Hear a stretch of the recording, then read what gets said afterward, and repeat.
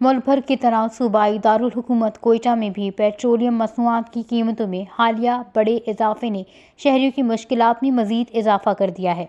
Petrol और diesel की कीमतों में यकदम इजाफे के बाद ट्रांसपोर्ट के किराए बढ़ने लगे हैं, जबकि रोज़मर्रा अशिया खुर्दनोश की कीमतों में भी इजाफे का खदशा पैदा हो गया है, जिस पर शहरियों ने शदीद तशवीश का इजहार किया है। शहरियों का कहना है कि हमारे वज़ीर आज़म साहब इस पर थोड़ा कंट्रोल करें, क्योंकि हम लोग गरीब आदमी मेहनत मजदूरी करते हैं।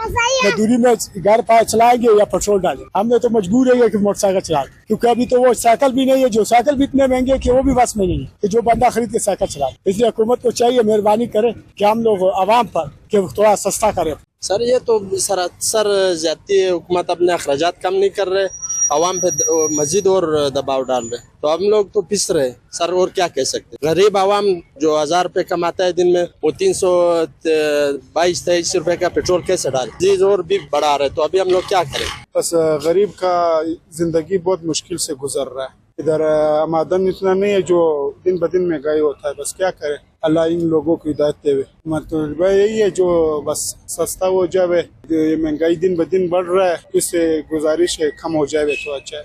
अपने अखराजात क्या कम करे, बस जियो और जीने दो भाई, हम इतना कह रहे हैं, बस यही मुतालबा है हमारा, और क्या मुतालबा है।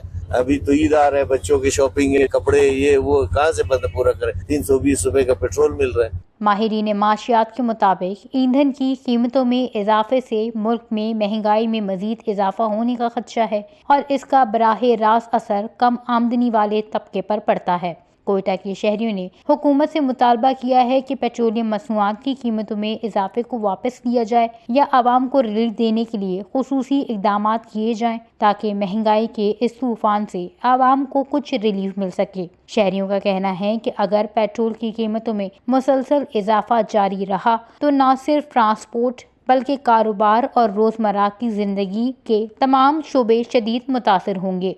वश न्यूज़, कोयटा, बलूचिस्तान।